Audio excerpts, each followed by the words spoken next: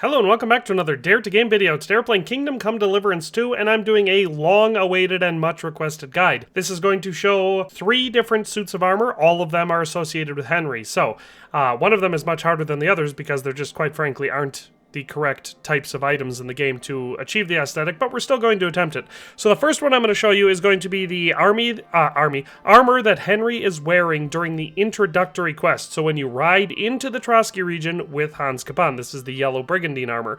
This one I was able to perfectly recreate because I know exactly what items are in this suit of armor because I started a new save and before going through the bathing scene, just opened up my inventory and wrote them all down, and then I came to a later save that I have and grabbed all of the pieces out of my inventory where I already had them in storage. So not only do all of these items exist in the game and they can be attained through either purchasing them or finding them, but you know, there's absolutely no difference from the beginning other than the fact that I'll be using all level 3 stuff here, and the beginning suit is not. So, with all that being said, let's just dive on in, and we're going to start off with that suit before we move on to the next suit, which will be the trailer armor, and then I'm going to end with the promo armor. So let's just start off with the beginning of the game armor. Alright, so this is the first layer of the beginning of the game armor. It's fairly straightforward. He obviously doesn't actually have a sword equipped, but I feel like the weapon to pair with this is some sort of a longsword. For roleplay reasons, I went with a level 3 broad longsword. It's a very good weapon. Definitely fitting someone in Henry's position at the beginning of the game, but nothing crazy, flashy, fancy, or unique. But that's the only weapon I paired with it.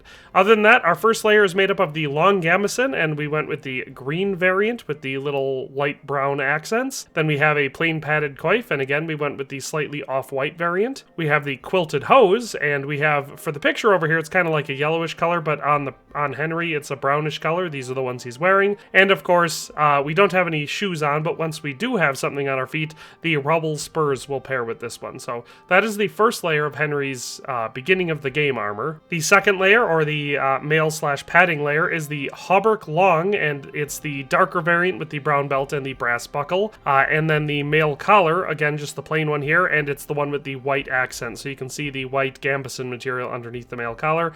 That's the one you're going for. So this is the second layer of Henry's beginning of the game outfit. And there we have the entire thing put together. So now, obviously, a lot of people are used to seeing this outfit without the helmet, but this is the helmet and coif that he has in his inventory. It's the stuff that you'll equip when you do the combat with Hans Kapan. If you are going for the aesthetic of what he looked like without it, you obviously just take the composite kettle hat and the padded coif off, and then obviously we have exactly what he looks like because it is exactly what he was wearing. So this is the outfit. The items that make up the top layer are the composite kettle hat, and it's the shiny variant here. Then we have the Milanese brigandine, the yellow variant, the Milanese plate leg armor, the plain ones without any adornment, the Noble's gauntlets. These are going to be the ones that have a brown looking collar on, or well, whatever you want to call that collar, the part that covers the wrist in the little icon, but on screen they look a little bit greenish. That's the one that he's wearing. And then we have the Silesian brigandine sleeves, and these ones are going to be the dark brownish looking ones with the bright silver armor on them. And that is exactly the outfit that he's wearing at the beginning of the game. So with that being said, stats on this one are actually not bad. They're pretty good across the board. It's a solid suit of armor.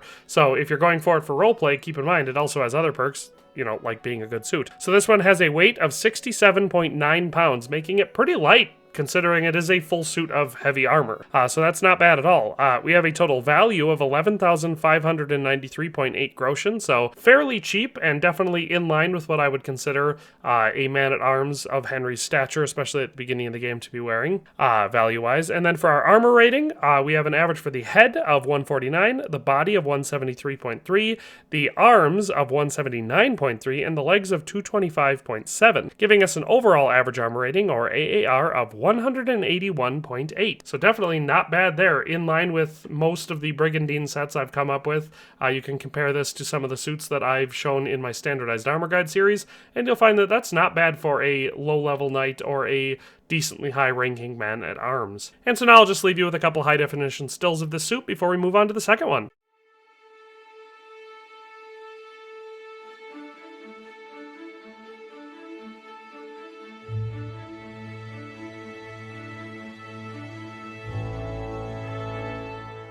And so now moving on to our second one, this is going to be Henry's trailer armor. This is the one that in most of the promotional art and footage and all that sort of stuff that Warhorse Studios put out prior to the release of the game, including most of the official trailers, this is the armor that you most frequently see Henry wearing. So we're going to go through this same way as we did before, so let's just start with level 1. So you can see the weapon that we have equipped is Radzig Kobula's longsword, and that's just because it is the sword that we have on us for a good portion of the game, and it's clearly the one that he's wielding in most of the trailers. So that is the weapon for the suit. The first layer, other than that though, is made up of the long pourpont, and for that we have this black variant with the gold accents, so gold buttons and trim.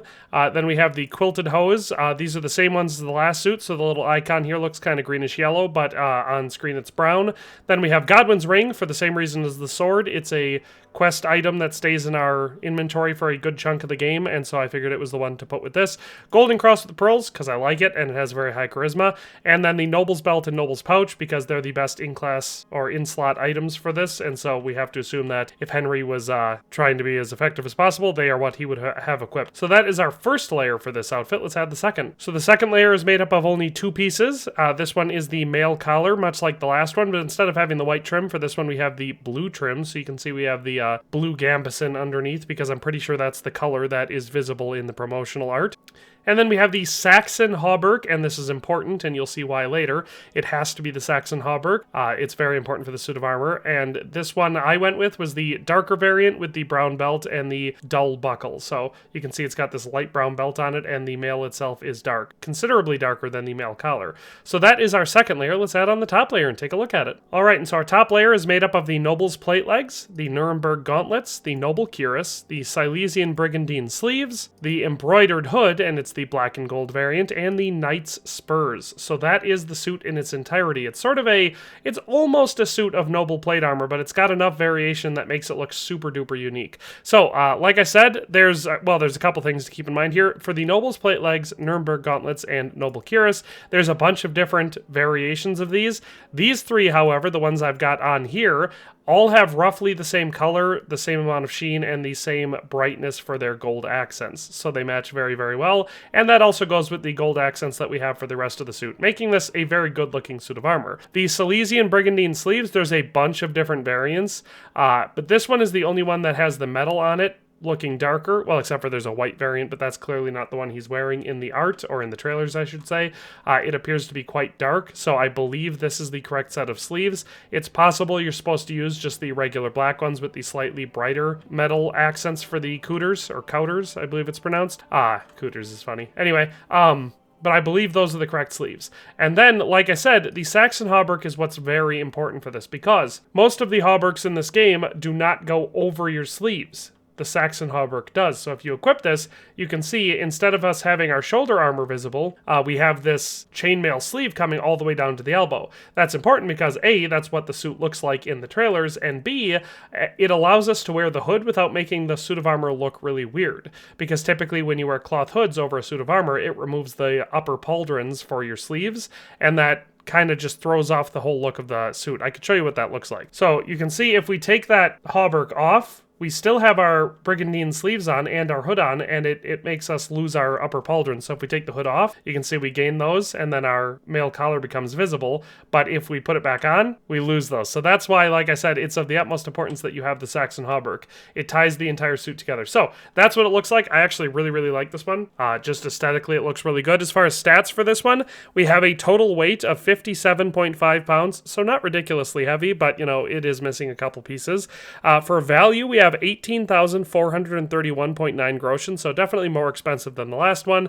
Pretty pricey, but that makes sense considering we're using some of the best plate armor in the game in this suit. Not everything is top tier, but a couple of the pieces in here are. And then our armor value for this one, for the head, we have a rating of 69.3. For the body, it's 184.3. For the arms, it's 209.3. And for the legs, it's 250.3. So that gives us an overall average armor rating, or AAR, of 178.3. It's important that we keep in mind that that armor rating, the system I use for determining the AAR is very accurate when you're measuring a full suit of armor. That means you're not having any area of your body unprotected. If you do, that area becomes a weakness. So even though the AAR for this is pretty high, almost at 180, keep in mind, we're not wearing any head armor. So any blows you take to the head are going to cause tremendous amount of damage. Sometimes even enough to one-shot you if the enemy is strong enough and is using a good enough weapon. So I love this suit of armor. It looks excellent and it matches the stuff that he wears in the trailer very, very well,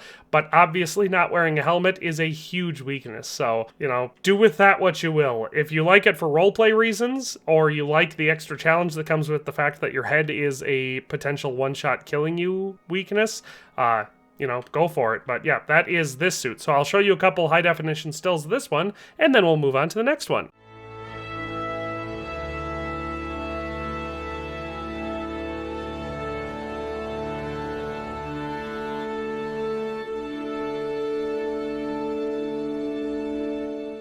Alright, and so for our third and final suit that we're going to be looking at today, we're going to be doing Henry's Endgame armor, or Henry's noble armor. This is going to be the stuff that you get when you charge in at the end of the game. It's just given to you off screen and then you have it. So I was going to try and do the promo stuff, the stuff that you can see like on the cover art for the game.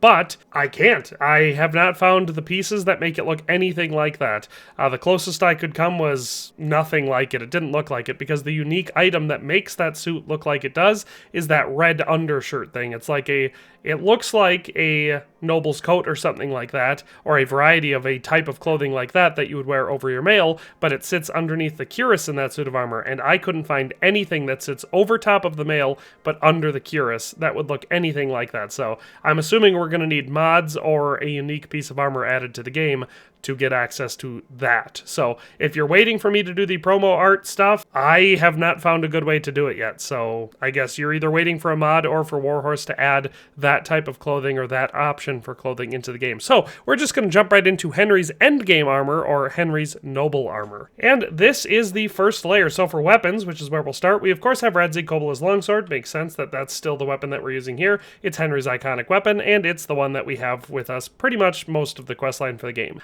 Then this suit of armor is accompanied by a pole arm. I know this because I got the collector's edition of the game, and this is one of the weapons that comes with it. So you have the bill hook for your pole arm, and then it uses a variant of the Knight's Shield. This was the piece that I really could not match perfectly. I used the Warhorse shield because it has a central design and an outer rim. That being said, the one that Henry's using on horseback has canted white and red stripes alternating, and the outer rim is red with gold decorative filigree around the outside. So this doesn't look perfect for it, but it's the closest I could come. I went through every Knight Shield I could find in the game, and none of them had that color scheme and the design. So instead of just trying to do the color scheme, I went with the design for it, and that's why I used the Warhorse shield. So that's the weapons for this suit of armor. The first layer is going to be made up of the important pieces being the padded chausses, and I went with the red variant, and the long pourpont, and I went with the red and blue variant. The reason for this is because, again, I have the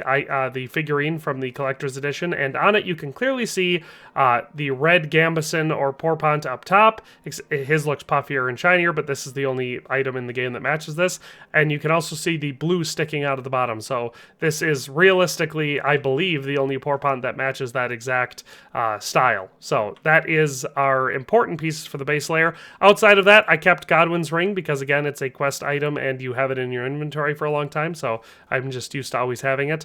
And then the golden cross with pearls, again, because it's one of the highest charisma items you can get for a necklace, and I like it. So outside of that, we also have the noble's belt and the noble's pouch. So that is our base layer, our clothing.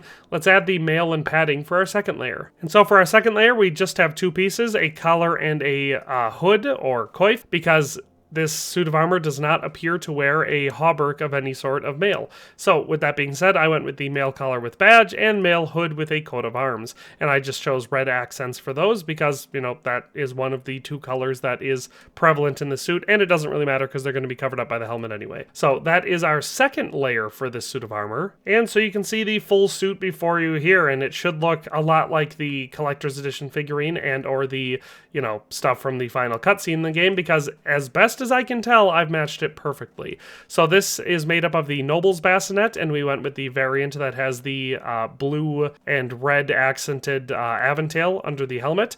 Then we have the Noble's Plate Legs, the Nuremberg Gauntlets, the Nuremberg Plate Gauntlets, the Noble Cuirass, and all of those we matched the color and the accents. So you can see we have the same level of shiny silver, but with kind of like a slightly blue undertint to it for all of those items. It matches perfectly amongst all of them, and the trim level for the gold also all matches well with the same color. So that's the coordination we went to here. So obviously there's various different variants for each of these items, but whichever ones you use, as long as they all match each other, it will still look pretty solid. But these are the ones that I went with here, so you can see them before you. And then the last thing is, of course, the Noble Spurs. I don't know if these are super visible on the Endgame suit of armor, but obviously he rides it on a horse, so he is, you know, kitted out like a knight, and spurs are an important part of that for not only appearances, but also, well, and charisma, but also, you know, a boost to your horsemanship abilities, and these are the best ones in the game. So that's why I went with that. So fairly solid suit of armor, and I think it obviously looks quite good. So stats on this one are a weight of 58.3 pounds, and if that sounds a little light, remember we're not wearing a mail hauberk, which is one of the heaviest pieces of armor that you can possibly put on in the entire game. The value for this suit of armor, not counting the weapons, and the weight also didn't count the weapons, but the value for the suit of armor is 26,370.8 groschen. So that's actually pretty expensive. I mean, it makes sense considering it's a suit of noble plate armor, and it looks extremely fancy, but that's obviously a good chunk of groschen. Our armor value for this one, our average for the head is 215.7, our average for the body is 133.3, our average for the arms is 199, and our average for the legs is 235.3, giving us an overall average armor rating, or AAR, of 195.8. So we fall just shy of that 200 that we've set for our sort of unkillable tank, but obviously that's just because our torso took a hit because we're not wearing a hauberk. If we were wearing a hauberk, this would be one of the absolute best suits of plate armor in the game that you could possibly wear as far as armor value is concerned. Some other things to keep in mind, because we have spurs and jewelry and stuff on, and a lot of these items have high charisma, you can see that we are maxed out for charisma at 30, and yeah, so it makes it a very effective suit of armor for combat and talking your way out of trouble, because you can pretend to be a nobleman wearing it. So that is our last suit we're going to be looking at today. Like I said, I was going to try and do the promo armor, but I couldn't come up with anything good. Everything I did just looked like some random suit of bandits armor, and it wasn't impressive at all. So that's all for today. Hope you enjoyed this video. I will leave you with a couple high definition stills of this suit, but that's all for today, and we'll see you next time.